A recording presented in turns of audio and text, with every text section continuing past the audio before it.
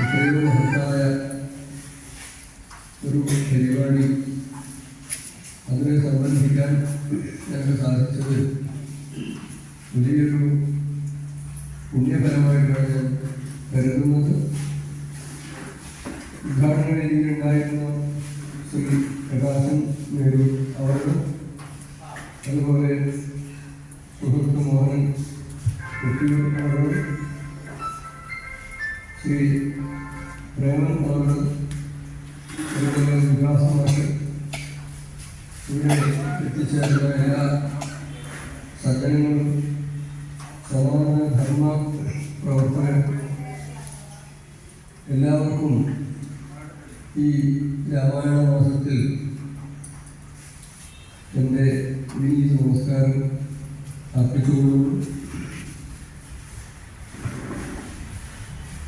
ചെറിയ സമയമാണെങ്കിലും കുറച്ചാൾക്കാർ കൂടി ചേർന്നിട്ടാണെങ്കിലും ഈ ഒരു പ്രവൃത്തി ഇത് നിരന്തരം നടക്കേണ്ടതാണെങ്കിലും കൂടിച്ചേർന്നിട്ട് അതെല്ലാവരും നിരന്തരം നടത്തുന്നതാണെങ്കിലും സജ്ജനങ്ങളെ സംബന്ധിച്ച്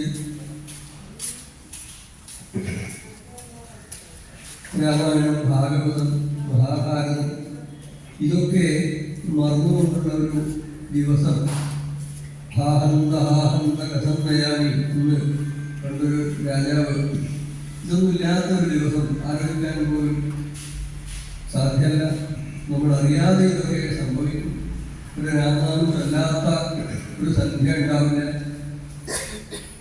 നമ്മുടെ ഓരോ പ്രവൃത്തിയെയും രാമായണവും ഭാഗവതവും മഹാഭാരതവും ഇതൊക്കെ ഒരുപാട് സ്വാധീനിക്കുന്നുണ്ട്. നമ്മുടെ ആ ഒരു സനാതന ധർമ്മ പാരമ്പര്യത്തിൽ തന്നെയാണ് നമ്മളുടെ ഓരോ പ്രവൃത്തിയും. അറിഞ്ഞോ അറിയാതെയോ ചില സന്ദർഭത്തിൽ നമ്മളത് അറിയാൻ ശ്രമിക്കുന്നു. അത് നമ്മളെ ഒരുപാട് സംസ്കരിക്കും. അത് നമ്മുടെ ചുമതലയാണ്.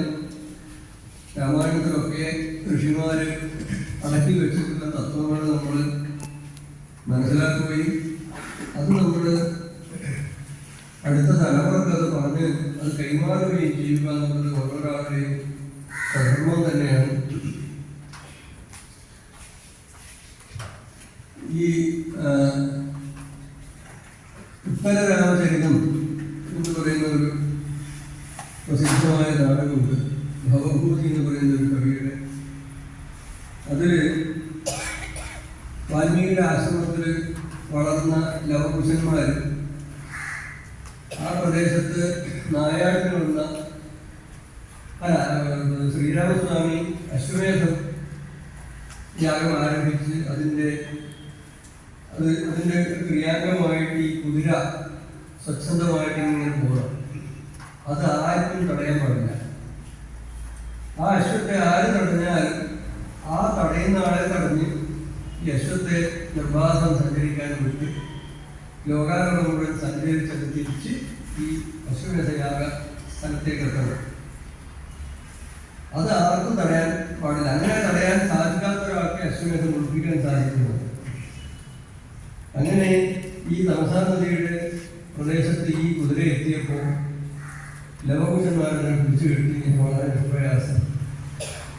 ശ്രീരാമന്റെ സൈന്യങ്ങൾ വന്നു അവരെ പരാജയപ്പെടുത്തി. എന്തിന് അധികം പറയുന്ന ഹനുമാനെ സാക്ഷാൽ ഹനുമാനെ തന്നെ വന്നു. ഹനുമാനെ അടക്കം കെട്ടിയിട്ടു. ആ കെട്ടിയ സമയത്ത് ഹനുമാനെ കണ്ടു വല്ലാത്തൊരു ആനന്ദ സന്ദർഭമായിട്ട് മാറിയത്. എൻ്റെ സീതാദേവിയുടെ മക്കളിൽ കെട്ടിയിരുന്ന ആ ഒരു അത്ര അവർ പ്രബലന്മാരായി എന്നത് ആലോചിച്ചിട്ട് ഹനുമാനക്ക് അത്രയും സന്തോഷത്തിൽ കുഴപ്പമില്ല. അദ്ദേഹത്തിൻ്റെ ചില കഥകളിലൊക്കെ വല്ലാത്തൊരു. അത് കഴിഞ്ഞ് അവസാനം ശ്രീരാമസ്വാമി നേരിട്ട് എഴുന്നള്ളി തേയിലവിടെ പുതുക്കി വെച്ചെന്ന് ഇറങ്ങി വരുമ്പോഴേക്ക് ലവകുശന്മാർ ആ ശ്രീരാമചന്ദ്രസ്വാമിയെ കാണുന്ന ഒരു രംഗം ഈ ഉത്തരരാമചന്ദ്രത്തിൽ ഒരു ഒറ്റ ശ്ലോകം കൊണ്ട് പറയുന്നുണ്ട്. വല്ലാത്തൊരു ശ്ലോകം. അഹോ പ്രാസാദികം രൂപം അനുഭാവശ്ച പാവന സ്ഥാനേ രാമായണ കവി വൈദ്യം വാചം അഭിവൃദ്ധൻ. ചെറുപ്പത്തിലെ ഈ ലവകുശന്മാരെ പോറ്റി വളർത്തി അവർക്ക് ആദ്യ പാഠങ്ങളൊക്കെ പഠിപ്പിച്ച് പിന്നീടുള്ള പാഠങ്ങളും എല്ലാ പാഠങ്ങളും വാൽമീകി തന്നെ ചൊല്ലി പഠിപ്പിച്ച് താൻ എഴുതിയ ആദികാവ്യം മുഴുവൻ ഈ കുട്ടികളെ ചൊല്ലി പഠിപ്പിച്ചു.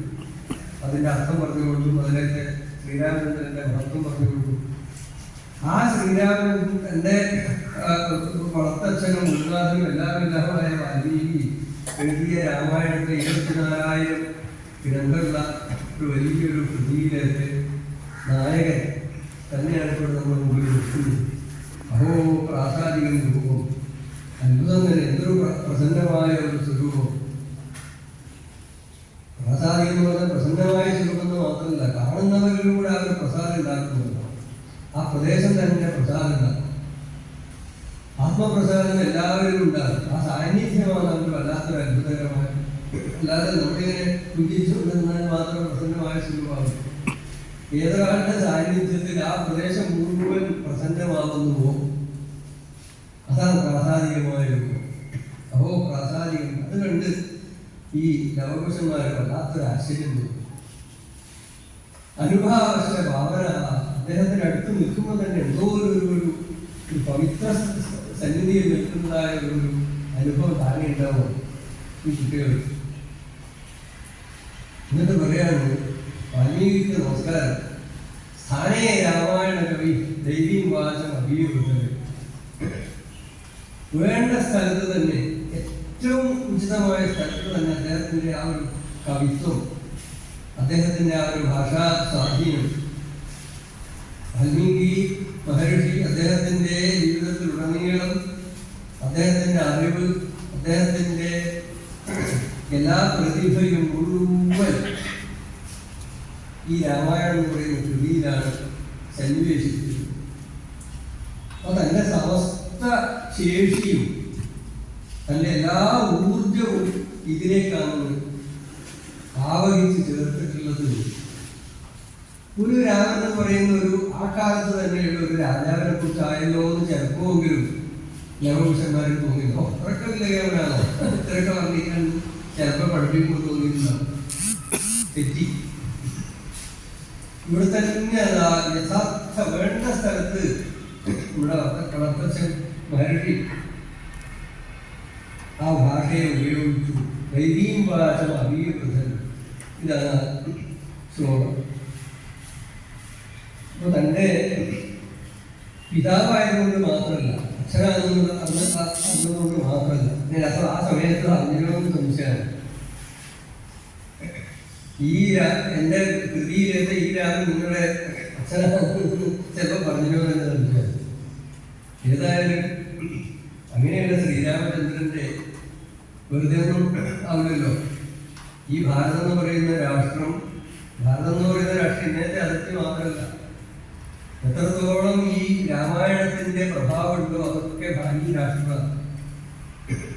യാവത് സ്ഥാസ്യന്തി വിരയ സരിതശ്ച മഹീതലേ താവത് രാമായണീ ഗാഥ ലോകേഷു പ്രചരിഷ്യതി.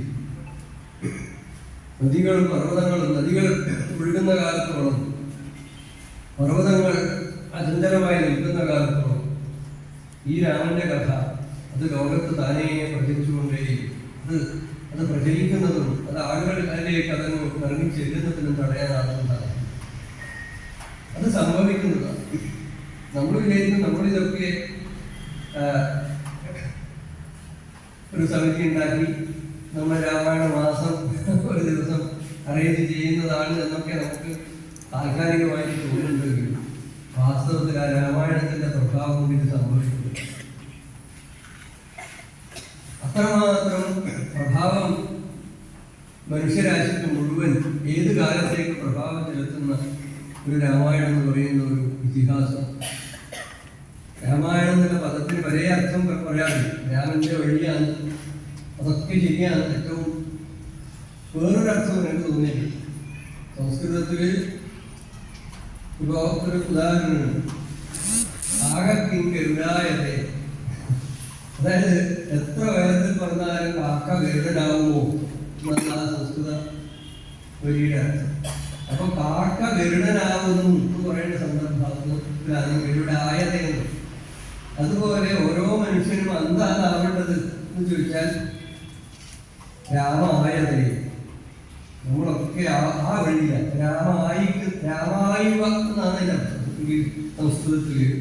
രാമായതേ എന്ന് പറഞ്ഞാൽ രാമനാവുക എന്നാണ്. അതിൻ്റെ നാമപദമാണ് രാമായണം. രാമനായി മാറുന്ന ഒരു പ്രക്രിയ. രാമനായി മാറുന്ന പ്രക്രിയ ഓരോ മനുഷ്യനും രാമനാക്കിക്കൊണ്ടിരിക്കുകയാണ്. ധർമ്മം, അർത്ഥം, കാമം, മോക്ഷം. നമ്മൾ ലോകത്ത് ജീവിക്കുമ്പോഴും നമ്മൾ ധർമാർത്ഥ കാമങ്ങൾ എന്നതാണല്ലോ ഈ ലോകം. ആ ലോകത്തിന്റെ അവതാരമാണ് മോക്ഷം. ഓരോരാൾക്കും പ്രത്യേകം പറ്റും. അപ്പൊ ആ ധർമാർത്ഥ കാമങ്ങളിൽ നമ്മൾ മുഴുവൻ സമയത്തൊക്കെ നമ്മൾ ആവേണ്ടത് രാമനായിട്ടുണ്ടോ. കാരണം ഈ ധർമാർത്ഥ കാമങ്ങളിൽ വ്യാപരിക്കുമ്പോൾ